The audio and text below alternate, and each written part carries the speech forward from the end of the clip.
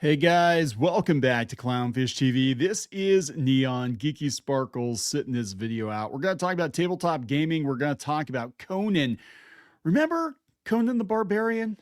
How he used to be back in the 80s, right? Yeah, you guys all know this, right? You know what is best in life? To crush your enemies, see them driven before you, and to hear the lamentation of their women. That's my really bad Arnold Schwarzenegger impression, but you know that was Conan, right? Conan didn't care.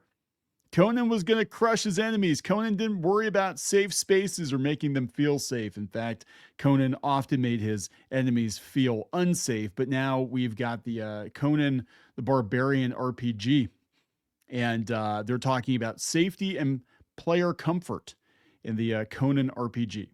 Yes, a safe space for players to play in Conan's world. We're gonna talk. We're gonna talk about this. This is like the last game I would have expected to call for safe spaces, but again, this is an ongoing issue in tabletop. And I guess my way of looking at it is: do you not talk to your players beforehand? Like, like if somebody had something very traumatic happen to them, you should know this and you should not maybe put it in the game. Just, you know what I'm saying? Like, just talk to your players, right? But this is getting into territory about, the safe words and using the X sign and the cards and the whatever talking stick. I don't know what the hell they do now, but this is not tabletop as I remember it. And for Conan, this is just not cool. This is completely out of character for this brand, right? And they've done this too in Tomb Raider. We had a Tomb Raider RPG. They had a big section about colonialism and white privilege and that you shouldn't raid tombs because you're you're appropriating cultures without their consent and all this nonsense that just is the opposite of what the franchise is about. Then just make a game, another game based on another world, not Conan, not Tomb Raider, but whatever. This is the tabletop scene, guys. And of course, it's your table, your rules. You can take a look at this and wipe your ass with it and throw it out. I think a lot of people probably will. Anyway, before you get into it any further, please subscribe for more pop culture news, views, and rants. If you're looking for even more pop culture news, views, and rants, check out our Substack, clownfishtv.substack.com. I think we're going to be doing some more articles and stuff over here, but if you're at the very least looking for notifications of videos, go out here. YouTube is not doing a good job, and I know why they're not doing a good job. It's not political. There's something else going on at YouTube with the notifications. Not gonna say it here in the video, but yeah, I'm aware. I'm aware of an issue at YouTube, and I'm gonna tell you it's not gonna get better. So if you guys want to make sure you are notified of our videos, go out to the Substack, clownfishtv.substack.com. So we got to walk things back here a little bit. A few weeks ago, we did a video talking about safe words and safe spaces in Dungeons & Dragons. And the designer of 5e, Mike Merles, came out and said that, players should not feel safe. He was at GaryCon. He said he thought the idea that younger gamers want a safe game, whatever that means, is utterly wrong. Participation trophies are there to make the parents feel good about themselves. The kids know it's a show. That's true. Kids like danger. They like danger. This is why they do dumb stuff. As teenagers, and they do challenges and whatever. They want to brush right up against danger and not have the side effects, I guess, of it. He said the meaning of play comes from a sense of risk. We role play because it's a place where we can experience risk, loss, and defeat without enduring tangible harm. We're wired as humans to role play to learn how to navigate life's twists and turns, whether it's a dead character or failure. In whatever context the session presents, the bigger the threat, the more meaning play has to us emotionally and spiritually. Removing it from the game turns it into time-wasting slop. Time-wasting slop. So speaking of time-wasting slop, I believe this is the game. This is the Conan RPG that came out a couple of months ago. I guess you can play it for free. And I'm assuming this is it because the font is the same. Conan, the role-playing game. I think it was on Kickstarter. I think. Conan, the Hyborian Age, I guess. Is that what this is? Anyway, somebody posted And I'm not sure who posted it originally, but I'm taking it from Marky X here. Somebody posted a section of this book, and we have a section about safety and player comfort, guys. So listen to this. Remember how Conan was, right? Here we go. Safety and player comfort. Though the original Conan stories are frequently lurid and occasionally veer into uncomfortable stereotypes of race and culture, there is no reason that the tabletop experience needs to mirror these elements. Basically, there's no reason why your tabletop game your Conan tabletop game has to mirror the Conan franchise in any way, shape, or form.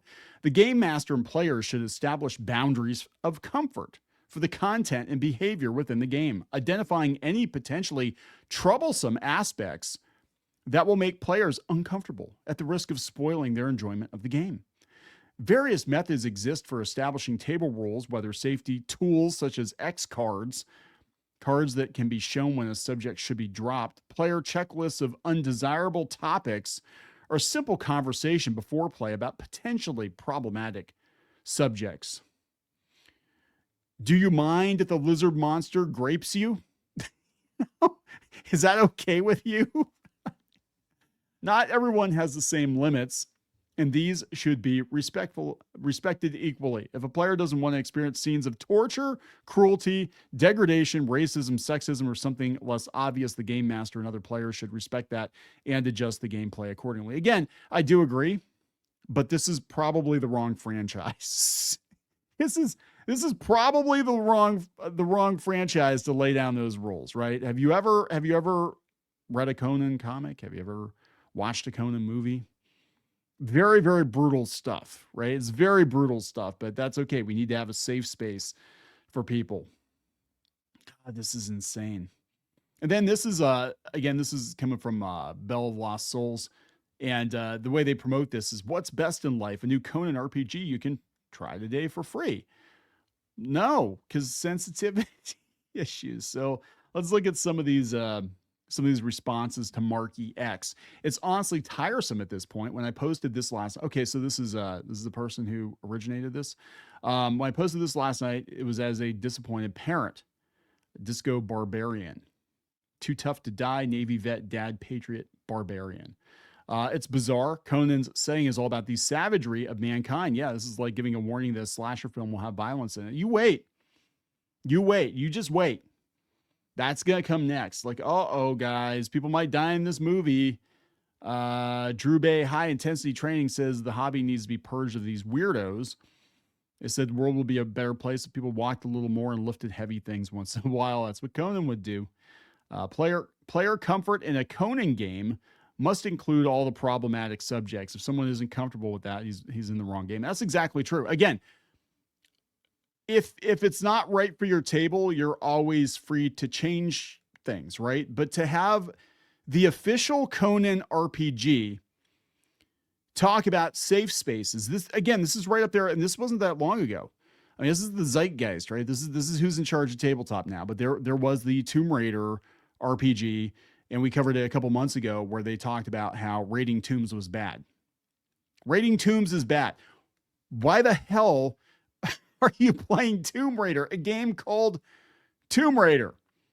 But they're going to lecture you on indigenous peoples and the raiding of tombs and how it's all bad. I mean, come on, get the hell out of here. Who is in charge now? Who is in charge of these franchises and this licensed stuff? Because I would be like, yeah, this doesn't suit the vibe. Like, you need right out of the gate. This is why Dark Sun will never come out again. Like, I don't see them ever bringing Dark Sun out at WotC because the entire thing is problematic. It was very much inspired by Conan and Mad Max and all these, kind of dystopian, savage, worlds that were popular in the 80s and into the early 90s. And Dark Sun, I mean, a big part of the lore of the world is slavery. So you can't do it. And it's a savage world. I can't imagine having content like this in the source book for Dark Sun. Like, well, if it makes your players feel bad, just don't do it. Slavery is bad. So we just have to undo the entire world because the whole world is kind of built on that. Jeez. Can the X card be used to avoid LGBTQ content and degeneracy? Oh, probably not.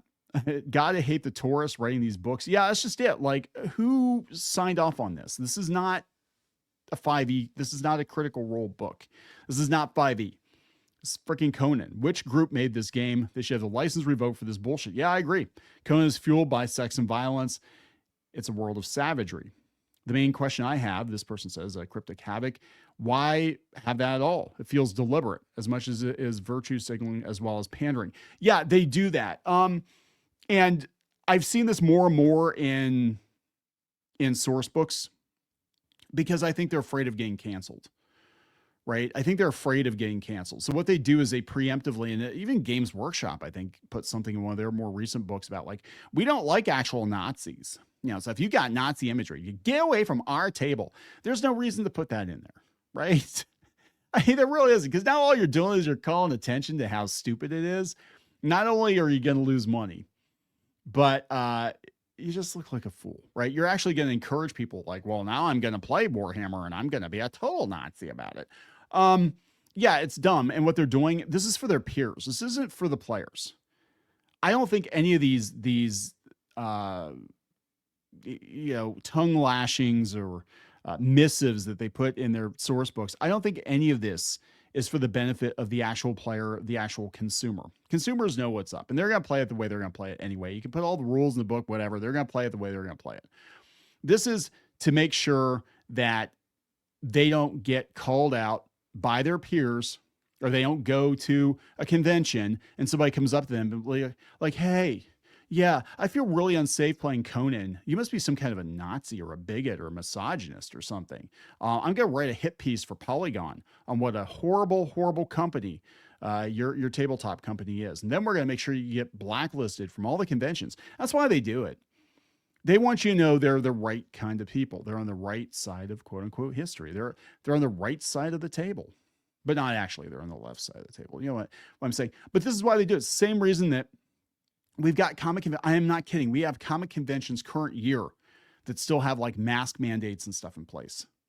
And they do it because they're trying to weed out the wrong people. They don't want people going to their convention if they're not willing to mask up 4 years after the pandemic ended. You know, that's why they do it. It's a filtering process. And that's what this is about. And that's what, you know, they put this stuff out there because they're looking for a certain audience. We like the idea of playing as Conan. We just don't want everything that goes with a Conan campaign. Next thing you know, Conan's going to be baking cookies. He's going to be a bitch. He's going to get his bitch ass back in the kitchen. He's going to bake some muffins. By Crom, it's my duty to ignore these passages. If you play with me, your character is liable to a brutal and glorious death in battle. That is how it should be. God. So this is a different book. 2D20. This doesn't have those warnings. So this is glad I got before it went out print. Okay, so this is the earlier version of the Conan RPG. I've never played the Conan RPG, so you know I'm assuming this is another company that did Conan, got the license, and this would be the new company, which is from, let me see, Monolith. Oh, it's a new. Okay, so it's a new one. Yeah, new Conan RPGs in the works from Monolith. It's gonna be Kickstarter, yada yada yada. So yeah. Let's see. Next, Gore the Sanitized RPG. There we go. Part of the ongoing decades-long effort to pasteurize Conan to make fantasy a safe Tolkien-flavored place. Well, even Tolkien's too spicy for these people. What if I turned up in bikini armor? You can't do that. Can't do that. Okay, so what's this? This is a Siren Seeker said, if Monolith were more honest, it would read as follows. Let's look at this one. Though the original Conan stories are frequently lurid and occasionally veer into stereotypes of race and culture, we at Monolith feel that players' feelings and perceived comfort is more important than a game experience that attempts to portray the harsh and cruel world of Hyboria. Because we at Monolith lack the ability to distinguish fantasies from reality, we are overly offended by such depictions, even in a fictional setting. We are not even sure why we're making a Conan RPG. We have such disdain for the franchise, but here we are. That is like everybody that gets a license, a problematic license these days. They're like, oh yeah, if we could just get that license. And it's like, who are you selling this to? Because the core audience expects certain things from this franchise. players do not want to experience fictional depictions of torture, cruelty, degradation, racism, or sexism, then Conan is not the right franchise for their fragile sensibilities. Players do want such an experience. The best method would be to avoid purchasing this Conan role-playing game book and instead play the older Conan RPGs that are faithful to the franchise, such as Conan the Role-Playing Game by Mongoose Publishing. Okay, Conan Adventures in Age Undreamed Of by Modifus Entertainment, or Conan Role-Playing Game by TSR. I forgot they had one. I forgot that TSR had one. 85, that would have been 84, 85 is when they had the Marvel game too, which is one of my all-time favorite tabletop games. In fact, we are working on Adventure Engine right now, and I took a cue from Marvel with the D10 system. So, I love the Marvel RPG. Anyway, there it is, guys. There it is. Yeah, just remember Conan how he used to be. Because do you have any hope for they're doing a Conan movie or a Red Sonja movie or something? Like it's gonna be, it's gonna be shit too, right? It's gonna be completely nerfed. I have no doubt whatsoever. Gonna wrap it up. Please subscribe. We'll talk later.